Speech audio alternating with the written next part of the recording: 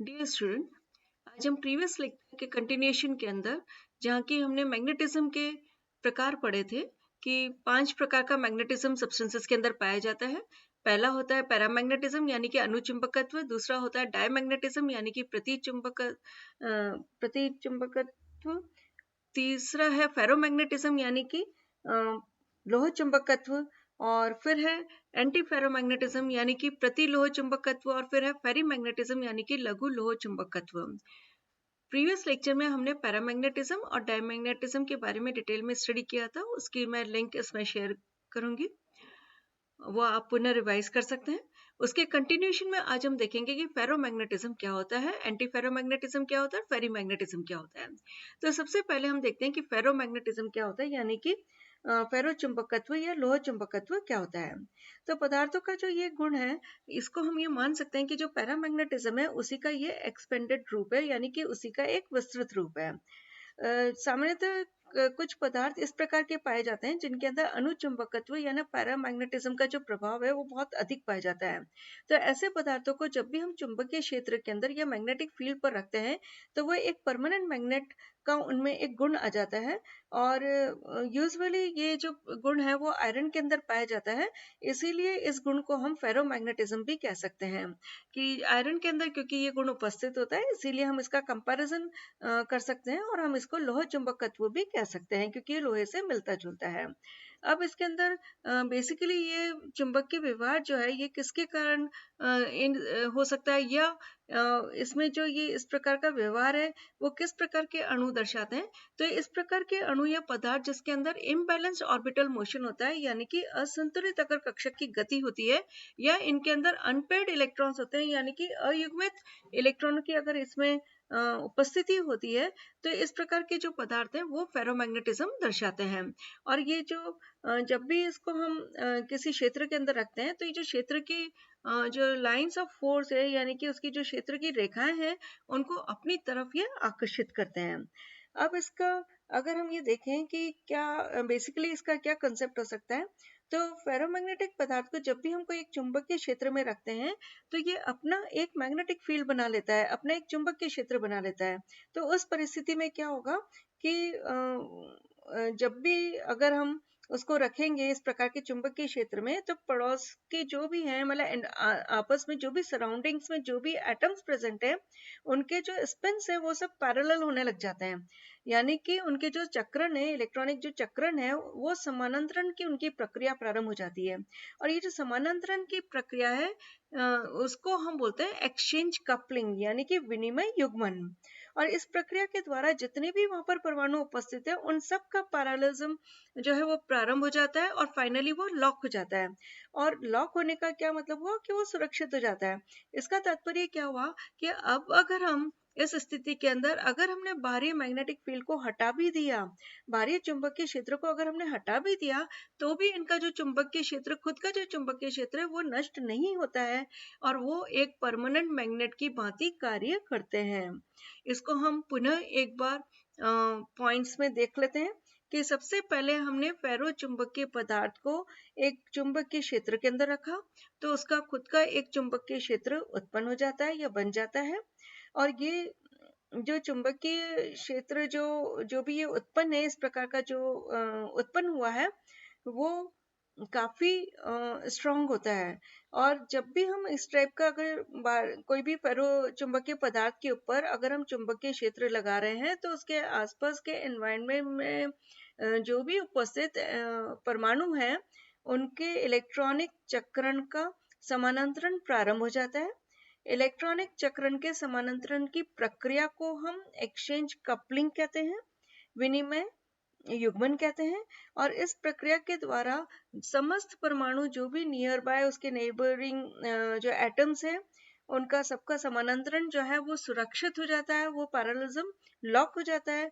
और इस स्थिति के अंदर अगर हमने बाहरी चुंबकीय क्षेत्र को हटा भी दिया तो भी उसका खुद का जो स्वयं का जो चुंबकीय क्षेत्र है वो नष्ट नहीं होता है और इसी के कारण ये परमानेंट चुंबक या परमानेंट मैग्नेट बन जाता है। तो यहाँ पर हम देख सकते हैं कि इस टाइप से सारे के सारे जितने भी एटम्स हैं उसके अंदर जितने भी इलेक्ट्रॉन्स उपस्थित हैं उन सब का पैरेललिज्म इस प्रकार से प्रारंभ हो जाएगा। और ये जो पैरेललिज्म जब पूरा हो जाता है तो ये पूरी तरीके से लॉक हो जाता है। लॉक होने का तात्पर्य ये हो गया कि परमानेंट मैग्नेट का अब कार्य कर लेगा, बिकॉज अगर हमने अब बाहरी चुंबकीय क्षेत्र को हटा भी दिया तब भी इसका जो पैरेललिज्म है वो लॉक हो गया, तो उसकी वजह से इसका अपना खुद का कुछ ना कुछ मैग्नेटिक फील्ड वहां रहेगा ही रहेगा।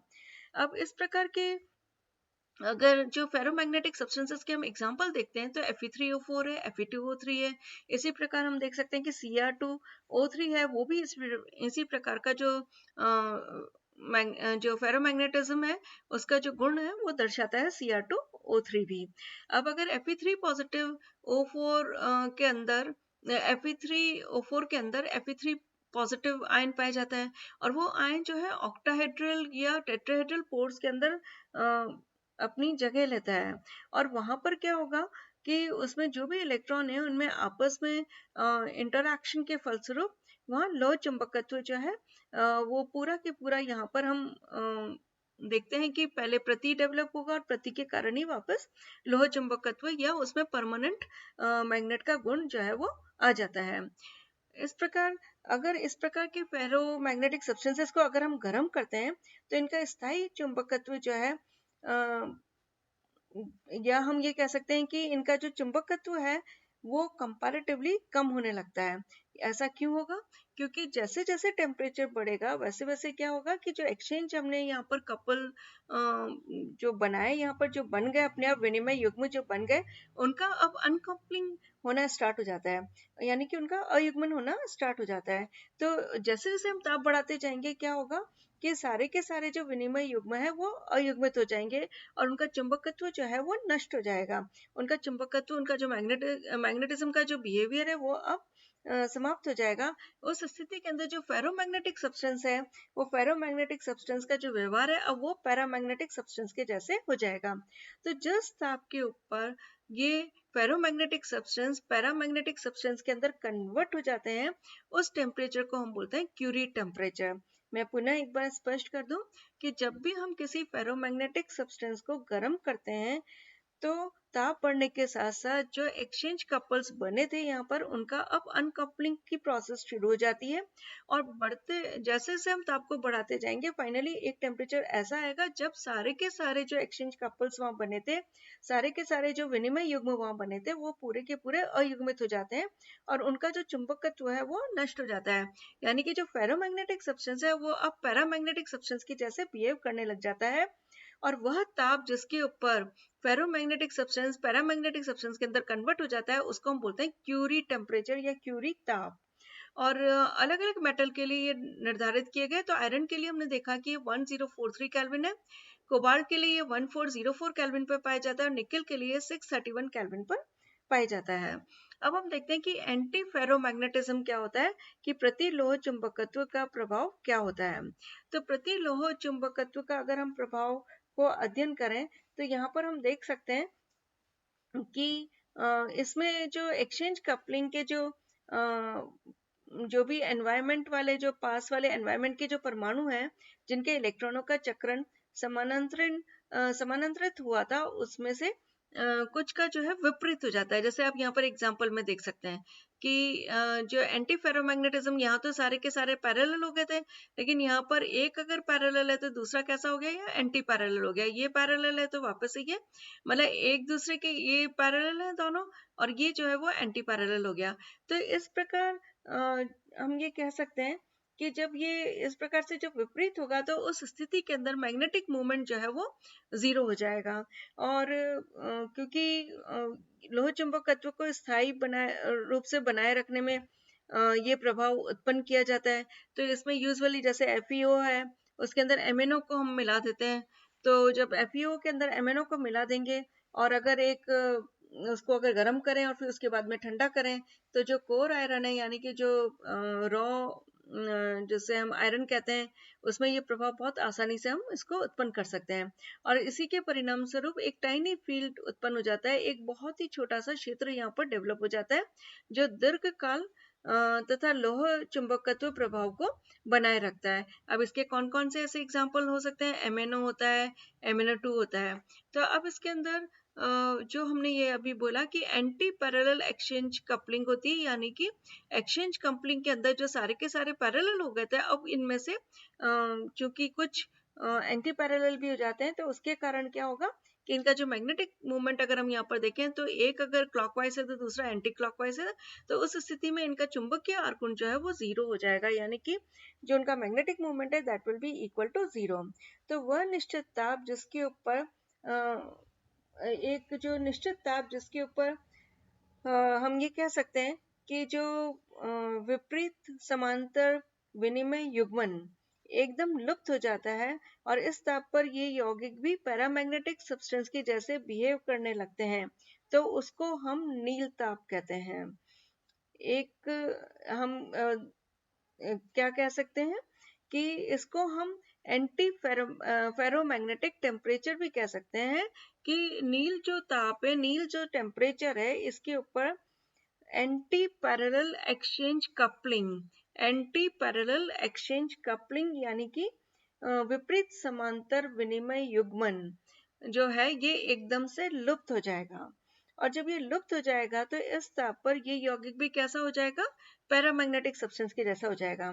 और जब पैरामैग्नेटिक सब्सटेंस हो जाएगा तो इस टेम्परेचर को, जिस ताप पे ये प्रक्रिया होती है, उसको हम नील ताप भी कहते हैं। इसको हम कभी कभी एंटी फेरोमैग्नेटिक टेम्परेचर भी कहते हैं, यानी कि विपरीत फेरो चुंबकीय ताप भी कह सकते हैं। तो इस प्रकार हमने ये देखा कि एंटी फेरोमैग्नेटिज्म या विपरीत फेरोचुंबकीय जो यौगिक है उसके अंदर विनिमय जो कपलिंग जो हमने देखी थी, विनिमय युग्मन है, उसके अंदर चक्रण स्थान समानांतरित होने के स्थान पर वहां पर ये विपरीत हो जाता है, उसके कारण इसका चुंबकीय आर्गुण 0 हो जाएगा। और जिस टेम्परेचर के ऊपर वो जो एंटी पैरेलल एक्सचेंज कपलिंग है वो बिल्कुल लुप्त हो जाएगी, उस ताप पर पदार्थ जो है वो किस में कन्वर्ट हो जाएगा? पैरामैग्नेटिक सब्सटेंसेस में कन्वर्ट हो जाएंगे। तो उस टेम्परेचर को हम बोलेंगे नील्स टेम्परेचर। एग्जाम्पल इसके MnO है, MnO2 है। इस प्रकार हम देख सकते हैं कि ये यहाँ पर जो इलेक्ट्रॉन्स का जो समानांतर और प्रति समानांतर यानी कि पैरेलल और एंटी पैरेलल जो फ्लक्स जो है यहाँ पर बिल्कुल बैलेंस स्थिति के अंदर रहता है, इसीलिए हम इसको इस प्रकार से रिप्रेजेंट करते हैं। अब हम देखते हैं कि फेरी मैग्नेटिज्म यानी कि लघु लोह चुंबकत्व क्या होता है। तो लघु लोह चुंबकत्व के बारे में जब हम यहाँ पर अध्ययन करते हैं तो या इसको हम फेरी मैग्नेटिज्म भी कह सकते हैं। तो ये फेरी चुंबकत्व भी कह सकते हैं। तो ये जो फेरी चुंबकत्व है वो फेरो चुंबकत्व और जो हमने अभी प्रति लोह चुंबकत्व देखा यानी कि विपरीत फेरो चुंबकत्व देखा, इन दोनों के मध्य के प्रभाव के रूप में इसको हम इसको समझ सकते हैं, जिसके अंदर क्या होगा कि चुंबकीय आर्गुण कुछ ही सीमा तक समाप्त होंगे, लेकिन पूर्ण तरीके से जो मैग्नेटिक मोमेंट है वो 0 नहीं होगा। इसका क्या मतलब हुआ कि इनका कुछ ना कुछ मैग्नेटिक मोमेंट तो जरूर से रहेगा ही रहेगा। तो इसमें जो अयुग्मित इलेक्ट्रॉन की जो संख्या है उसके सापेक्ष अगर चुंबकीय फ्लक्स का मान देखते हैं तो वो यहाँ पर कम होता है, क्योंकि फ्लक्स के अंदर एक दूसरे के विपरीत क्षेत्र से लगभग संतुलित हो जाता है, लेकिन बहुत कम प्रभाव यहाँ पर प्रभावी रूप से दिखाई देता है। जैसा कि आप देख सकते हैं, क्या तात्पर्य हुआ इसका? हमने ये कहा कि ये इसको हम फेरोमैग्नेटिज्म और एंटी फेरोमैग्नेटिज्म का बीच का प्रभाव मान रहे हैं। तो अब इसका मतलब क्या हुआ कि जो भी वहां पर डेवलप हुए थे विपरीत चुंबकीय आर्गुण, जो वहां पर एक सीमा तक यहाँ पर पूरा के पूरा इन्होंने नष्ट कर दिया था, लेकिन यहाँ पर पूरी तरीके से नष्ट नहीं करते हैं। इसका मतलब इनका कुछ ना कुछ रिजल्टेंट मैग्नेटिक मोमेंट रहेगा ही रहेगा। अब आप यहाँ पर अगर कंपैरिजन करें, यहाँ सारे के सारे पैरेलल हैं, यहाँ पर ये एक पैरेलल एक एंटी पैरेलल इस प्रकार से है, तो यहाँ मैग्नेटिक मोमेंट 0 हो गया। यहाँ पर enough significant amount of magnetic significant value of magnetic moment मिला। अगर आप यहाँ पर देखेंगे तो 2 पैरेलल है, एक एंटी पैरेलल है, फिर 2 पैरेलल है, एक एंटी पैरेलल है।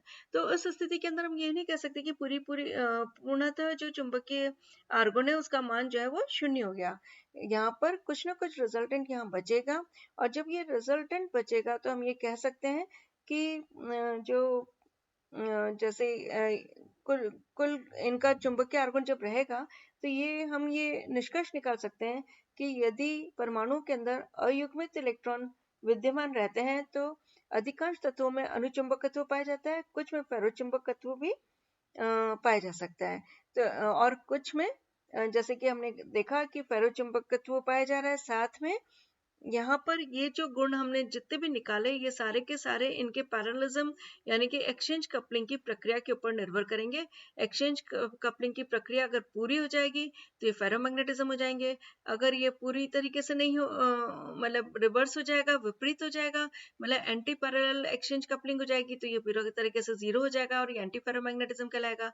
और इन दोनों की जब बीच की स्थिति रहेगी तो यहाँ पर मैग्नेटिक मूवमेंट कभी भी जीरो नहीं होगा। तो इस प्रकार के जो पदार्थ है उनको हम बोलेंगे फेरी मैग्नेटिज्म। तो कुल मिला के हम ये कह सकते हैं कि अयुग्मित इलेक्ट्रॉन जहां पर भी होंगे वहां पैरामैग्नेटिज्म पाया जाएगा। और पैरामैग्नेटिज्म के बाद में जो भी हमने बाहरी क्षेत्र से जो भी बाहरी चुंबकीय क्षेत्र लगाया उसकी उपस्थिति के अंदर ये डिफरेंट टाइप के गुण जो है वहां पर वो डेवलप हो जाते हैं।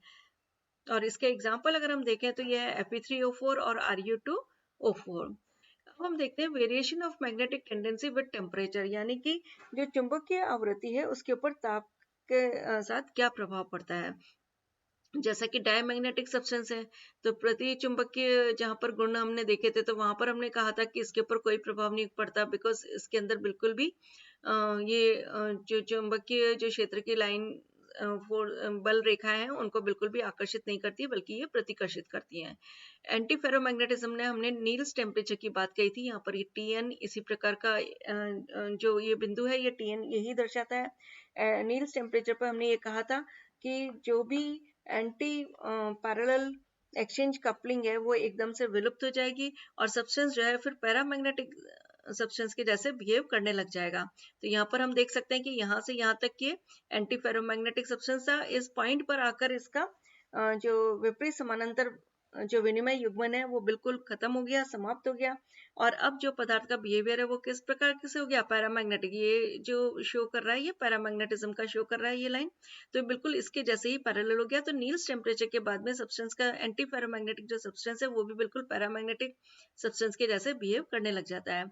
इसी प्रकार हमने ये फेरोमैग्नेटिक सब्सटेंसेस के केस में हमने क्यूरी टेम्परेचर के बारे में कहा था कि क्यूरी टेम्परेचर कौन सा टेम्परेचर है जहां पर फेरोमैग्नेटिक जो सब्सटेंस है उसका व्यवहार जो है वो बिल्कुल अनुचुंबकीय के जैसे हो जाएगा। तो इस पॉइंट पर हम कह रहे हैं कि ये जो टीसी पॉइंट है यानी कि इसको हम बोल रहे हैं क्यूरी टेम्परेचर। सो टीसी पॉइंट पर या क्यूरी टेम्परेचर के ऊपर ये जो फेरोमैग्नेटिक सब्सटेंस है इसका व्यवहार भी किस प्रकार से हो गया, पैरामैग्नेटिक के लगभग ये क्लोज अप्रोक्सीमेटी में आ गया। इसका मतलब ये पैरामैग्नेटिक या अनुचुंबकीय पदार्थों की जैसे ये दर्शाने लग जाता है अपना व्यवहार। अब हम देखते हैं कि फेरोमैग्नेटिज्म की क्या कंडीशन हो सकती है, यानी कि फेरोचुंबकत्व के लिए आवश्यक शर्तें क्या होंगी। किसी भी पदार्थ में अनुचुंबकत्व या पैरामैग्नेटिज्म की आवश्यक शर्त है, जैसा कि अभी हमने देखा कि अयुग्मित इलेक्ट्रॉन उपस्थित होने चाहिए। अब फेरोमैग्नेटिज्म होने के लिए अयुग्मित इलेक्ट्रॉनों की उपस्थिति के अलावा क्या कंडीशन होनी चाहिए। सबसे पहला, उनमें नैरो एनर्जी बैंड्स होने चाहिए, यानी कि ऊर्जा की जो पट्टियां हैं वो बिल्कुल संक्रिय होनी चाहिए। इसका क्या तात्पर्य हुआ कि परमाणु जो है वो परस्पर इतनी दूरी पर होने चाहिए कि परमाणुीय जो कक्षक हैं वो आपस में ओवरलैप कर सकें और ओवरलैप करके पार्शियल रूप से कोवेलेंट बॉन्ड बना लें, ताकि इलेक्ट्रॉनों का युग्मन जो है, इलेक्ट्रॉन्स की जो कपलिंग है वो बहुत इजीली हो जाएगी। यानी कि ऊर्जा के जो बैंड्स हैं वो संक्रिय होने चाहिए। उसके कारण परमाणु के मध्य की जो दूरी है, इंटर एटॉमिक डिस्टेंस जो है वो इतने होने चाहिए कि एटॉमिक ऑर्बिटल्स आपस में ओवरलैप करके पार्शियल कोवेलेंट बॉन्ड बना लें, अन्यथा इलेक्ट्रॉनों का युग्मन हो जाएगा। ताकि ये युग्मन की जो प्रक्रिया है वो इस तरीके से नहीं तो हो जाएगी। अब ये इसके अंदर हम देख सकते हैं कि एक्सचेंज इंटीग्रल जो है वो पॉजिटिव होना चाहिए, यानी कि दो इलेक्ट्रॉन के अंतः परिवर्तन से संबंध ऊर्जा जो होती है उसको हम एक्सचेंज इंटीग्रल कहते हैं। दो इलेक्ट्रॉन्स के आपस में जो भी इंटरैक्शन होता है उससे जो संबंधित ऊर्जा है उसको हमने ये कहा कि एक्सचेंज इंटीग्रल है। फेरोमैग्नेटिक सब्सटेंसेस के अंदर जो एक्सचेंज इंटीग्रल है उसका मान धनात्मक होना चाहिए, यानी कि पॉजिटिव होना चाहिए। ऐसा किस स्थिति में हो सकता है? जब इलेक्ट्रॉन इलेक्ट्रॉन प्रतिकर्षण बल जो है वो इलेक्ट्रॉन नाभिक जो अट्रैक्शन बल है, आकर्षण बल है, उसकी तुलना में अधिक होगा। अर्थात फेरोचुंबक में जो तत्व की परमाणुिक संख्या है, एटॉमिक नंबर है, वो अधिक होना चाहिए। अधिक होगा तो क्या होगा? इलेक्ट्रॉन इलेक्ट्रॉन रिपल्शन, इलेक्ट्रॉन नाभिक आकर्षण बल की तुलना में अधिक होगा। और तीसरा ये है कि इंटर एटॉमिक जो डिस्टेंस है, it should be very small. बहुत अधिक दूर परमाणु जो है वो एक दूसरे से बहुत अधिक दूर नहीं होने चाहिए। अगर परमाणु एक दूसरे से अधिक दूर होंगे तो क्या होगा? जो एक्सचेंज इंटीग्रल है, इसका मान जो है वो कम हो जाएगा। और एक्सचेंज इंटीग्रल का जब मान कम होगा तो ऊर्जा कम होने से जो सिस्टम है वो पूर्ण रूप से स्थायी नहीं हो पाएगा। तो ज्यादातर जो संक्रमण धातु हैं और उनके जो संकुल हैं, उनके जो कॉम्प्लेक्सेस हैं, उसके अंदर कई अयुग्मित इलेक्ट्रॉन्स पाए जाते हैं और उसी के कारण इनका बहुत इंपॉर्टेंट गुण पैरामैग्नेटिज्म होता है। और ज्यादातर संक्रमण जो धातु है, अधिकांशतः संक्रमण धातु के जो संकुल हैं वो अनुचुंबकत्व का गुण प्रदर्शित करते हैं। मैक्सिमम जो ट्रांजिशन एलिमेंट्स हैं, मतलब 23 से 29 तक के जो तत्व हैं यूजुअली वो काफी अच्छे से ये दर्शाते हैं। बिकॉज उसका रीजन यही है कि उनमें जो 3D और जो 4s जो इलेक्ट्रॉन्स है, उनके मध्य में जो ऊर्जा है उसका बहुत कम अंतर होता है और उसी के कारण वहाँ पर एक्सचेंज कपलिंग जो है बहुत इजीली हो जाती है। तो जब एक्सचेंज कपलिंग अच्छे से हो जाएगी तो वो फेरोमैग्नेटिज्म का जो गुण है वो बहुत अच्छे से दर्शा सकते हैं। फेरोमैग्नेटिज्म और एंटी फेरोमैग्नेटिज्म का गुण जो है बहुत अच्छे से दर्शा सकते हैं। और एक तरीके से हम ये भी कह सकते हैं कि जो आयरन, कोबाल्ट, निकल, जिनके अंदर फेरोमैग्नेटिज्म जो ये दर्शाते हैं, उसका रीजन क्या हो सकता है? तो नंबर ऑफ अनपेयर्ड इलेक्ट्रॉन्स। दूसरा, इनकी एटॉमिक नंबर जो है वो उच्च होती है। इनका जो परमाणुय आकार है, एटॉमिक जो वो परमाणुय जो आकार है वो भी कंपैरेटिवली उपयुक्त होता है। और इनके मध्य में आदर्श, एक तरीके से हम ये कह सकते हैं कि आइडियल वैल्यूज को ये क्लोज अप्रॉक्सिमिटी में होता है कि ना बहुत ज्यादा कम होती है, ना बहुत ज्यादा इनकी अधिक होती है। और जो एक्सचेंज इंटीग्रल है, उनके भी मान इसमें काफी उपयुक्त होते हैं। इसी की वजह से जो सिस्टम होता है वो स्थायी बना रहता है। तो इस प्रकार हमने देखा कि मैग्नेटिज्म के कितने प्रकार हो सकते हैं और उनके बारे में हमने एक एक में डिटेल में स्टडी किया, एक एक के बारे में डिटेल में स्टडी किया। और हमने ये भी देखा कि पैरामैग्नेटिक सब्सटेंस का जो बिहेवियर है वो एक बहुत कॉमन बिहेवियर है ट्रांजिशन एलिमेंट्स के अंदर, और इसके जो कॉम्प्लेक्सेस हैं वो भी ये बिहेवियर शो करते हैं। और फेरोमैग्नेटिक सब्सटेंस अगर पैरामैग्नेटिक बिहेवियर के समान हो जाता है तो वो किस टेम्परेचर पर होता है? क्यूरी टेम्परेचर पर। और इसी प्रकार जो एंटी पैरामैग्नेटिक सब्सटेंस जब पैरामैग्नेटिक बिहेवियर दर्शाने लगता है तो वो टेम्परेचर, उसका जो कंसर्न टेम्परेचर, उसको हम नील्स टेम्परेचर कहते हैं। नेक्स्ट क्लास के अंदर हम इसके जो आगे स्पिन ओनली फॉर्मूला के बारे में अध्ययन करेंगे।